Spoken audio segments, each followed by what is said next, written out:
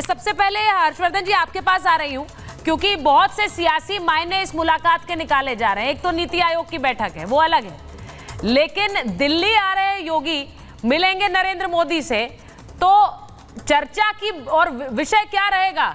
आप जानते हैं किस तरह की चर्चाएं यूपी को इस वक्त घेरे हुए हैं। नहीं सुचेता, मुझे लगता है कि इसमें कोई बहुत जिसको कहें कि रहस्य नहीं है, कुछ ऐसा नहीं है कि जिसको कोई न जानता हो। निश्चित तौर पर उत्तर प्रदेश में जिस तरह के लोकसभा चुनाव परिणाम आए और उन परिणामों के बाद भारतीय जनता पार्टी का अपना जो फीडबैक सिस्टम है, उसके जरिए जो कुछ आया है, जो रिव्यू मीटिंग में आया है, जो टिकट वितरण से लेकर कार्यकर्ता की प्रशासन नहीं सुन रहा है, वो सारी जो रिपोर्ट है उस सब पर चर्चा होने वाली। और अभी उसके बाद जिस तरह से उत्तर प्रदेश में मुख्यमंत्री और उप मुख्यमंत्री के बीच में एक अलग तरह का संघर्ष दिख रहा है, मुझे लगता है कि उस पर भी बात होगी और शायद इस मुलाकात के बाद उस पर विराम भी लगता हुआ दिखेगा। कम से कम ये उम्मीद आप कर रहे हैं। मैं एक बार वापस आ रही हूं आपके पास, आपका सिग्नल चला गया है। राजकुमार भाटी जी, बहुत ऑफर दे रहे हैं आपके नेता आजकल, पहले मॉनसून ऑफर, फिर विंटर ऑफर, अब ये जो ऑफर दिया है उन्होंने आज, क्या भाटी जी मुझे सुन पा रहे हैं? बहुत सारे ऑफर दे रहे हैं। अब दिल्ली से योगी आदित्यनाथ क्या ऑफर लेके जाएंगे? आपने तो दिल्ली वाले वाईफाई का भी जिक्र कर दिया, आपके नेता ने। वाईफाई दिल्ली से चल रहा है, पासवर्ड यूपी में है। नहीं, लेकिन सोचने की बात यह, बंद कर दो, चलो बंद कर दो। सोचने की बात यह है कि ये भारतीय जनता पार्टी की अंदरूनी राजनीति के बारे में चर्चा है। आपकी पूरी डिबेट उस पर केंद्रित है और भारतीय जनता पार्टी का प्रवक्ता इसमें डिबेट में शामिल नहीं है। आपने शायद उनको परिचय दिया नहीं या है ही नहीं। वो इस डिबेट में नहीं है, बता देती हूँ। है बीजेपी का प्रवक्ता डिबेट में है या नहीं है? हाँ। अब देखिए, मैं यहीं से शुरुआत करता हूँ। मैं आपसे पहले भी एक दूसरे चैनल पर था, उन्होंने स्पष्ट एंकर ने कहा कि भारतीय जनता पार्टी ने इस विषय पर प्रवक्ता भेजने से मना कर दिया है। तो कल शाम तक तो भारतीय जनता पार्टी के तमाम प्रवक्ता जोर शोर से योगी जी की वकालत कर रहे थे, हर एक चैनल पर, हर एक डिबेट में कह रहे थे योगी जी बहुत अच्छा काम कर रहे हैं, बहुत अच्छी सरकार चल रही है, सरकार को कोई खतरा नहीं है, मुख्यमंत्री नहीं बदले जाएंगे, ये सब चंडू खाने की खबरें हैं, अफवाहें हैं। आज बीजेपी ने कह दिया योगी जी के समर्थन में बोलना नहीं है, प्रवक्ताओं को चुप कर दिया। तो एक दो दिन में आप देखिए विरोध में बोलना शुरू कर देंगे। अच्छा, तो ये जो खेल चल रहा है, इसके लिए हम जिम्मेदार हैं या अखिलेश जी जिम्मेदार हैं? भारतीय जनता पार्टी के अंदर से उत्तर प्रदेश में 20 नेता सरकार के खिलाफ बोल रहे हैं। मोती सिंह का बयान आपने सुना होगा, वो कह रहे हैं मैंने 45 साल के जीवन में इतना भ्रष्टाचार नहीं देखा जितनी योगी जी के शासन में उत्तर प्रदेश में भ्रष्टाचार है। इनके फतेह बहादुर सिंह 7 बार के विधायक हैं, पूर्व मुख्यमंत्री के बेटे हैं, बहुत वरिष्ठ नेता हैं। वो कह रहे हैं कि मेरी हत्या कराना चाहते हैं, प्रशासन मेरी हत्या कराना चाहता है और सरकार मेरी सुन नहीं रही है। सोनम किन्नर, इन्होंने किन्नर आयोग की अध्यक्ष बनाई थी, मंत्री का दर्जा दिया था, उन्होंने रिजाइन कर दिया, ये आरोप लगाते हुए कि इस सरकार में बहुत बड़ा भ्रष्टाचार है और ये सरकार सुन नहीं रही, योगी जी मेरी बात सुन नहीं रहे हैं। इनके सहयोगी हैं संजय निषाद, वो कह रहे हैं योगी जी जब बुलडोजर चलाओगे तो वोट कहां से मिलेंगे, चुनाव कहां से जीत जाओगे।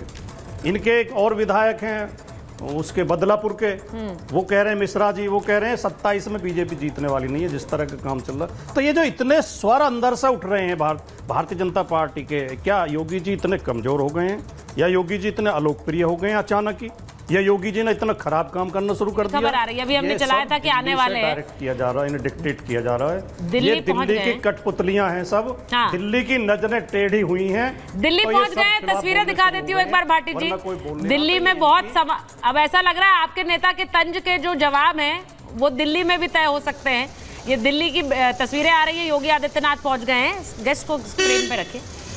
योगी आदित्यनाथ दिल्ली पहुंच गए हैं। अब सारी नजरें यहां पर हैं क्योंकि एक नीति आयोग की बैठक तो है, लेकिन उसके साथ साथ बीजेपी की जो अपनी बैठक है उसको लेकर चर्चाएं ज्यादा हैं।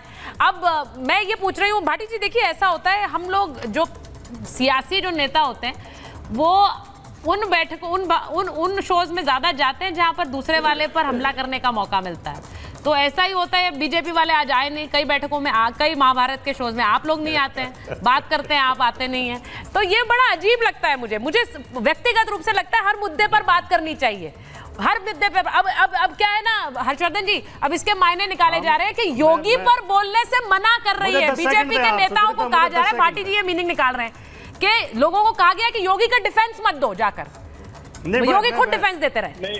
हर्षवर्धन जी मैं एक टिप्पणी कर दूं 10 सेकंड की। मुझे लगता आ रही हूँ भाटी जी, इसके बाद इतना तो आपको जिसको कहते हैं ना कि भाटी जी को ये अवसर आपको देना चाहिए और हम सबको देना चाहिए। आपको याद होगा जब अखिलेश यादव और मुलायम सिंह यादव में बहुत अप्रिय स्थिति हो गई थी, शिवपाल अखिलेश में हो गई थी, तो उस वक्त भाजपा के नेता नहीं मौज में थे। तो मुझे लगता है कि ये बड़ा, और अभी तो ऐसा कोई प्रकरण कम से कम योगी आदित्यनाथ और केशव प्रसाद मौर्य या ब्रजेश पाठक के बीच में नहीं हुआ। वहां तो पिता पुत्र के बीच में, चाचा भतीजे के बीच में इतना कुछ हुआ था। तो ये मुझे लगता है बड़ा स्वाभाविक है। और राजनीतिक दल जब उनको लगता है, मान लीजिए प्रवक्ता कोई भी होगा तो क्या करेगा, उस वक्त संकट मुझे याद है कि चाचा के पक्ष में बोले, मुलायम सिंह के पक्ष में बोले या अखिलेश के पक्ष में, तो समाजवादी पार्टी के भी प्रवक्ता ऐसे भागते। तो मुझे लगता है ये एक सामान्य चीज है। लेकिन इसका दूसरा पहलू है, क्या भारतीय जनता पार्टी उत्तर प्रदेश में अपनी हार को लेकर समीक्षा को तैयार है? इसका जवाब है हाँ।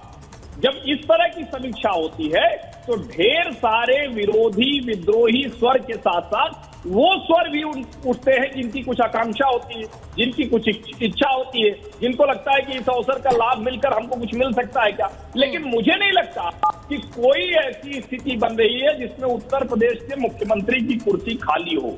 जब कुर्सी खाली होगी तब उसके बाद ये बात हो सकती है। और ये अभी जो भूपेंद्र चौधरी, जो भारतीय जनता पार्टी उत्तर प्रदेश के अध्यक्ष हैं, उन्होंने बड़ी स्पष्टता से कहा कि सीएम हटाए जाने को लेकर। हर्षवर्धन जी, ये तो आप भी जानते हैं कि इस तरह के बयान आएंगे, ये स्वाभाविक है कि इस तरह के बयान आए, क्योंकि इस तरह की जब ये खबरें चल रही है कि एवरीथिंग इज नॉट वेल, क्योंकि वहां पर वो लखनऊ मंडल की बैठक ले रहे हैं, उसमें ब्रजेश पाठक नहीं पहुंच रहे हैं, वो प्रयागराज मंडल की बैठक ले रहे हैं, उसके अंदर केशव प्रसाद मौर्य नहीं पहुंच रहे हैं।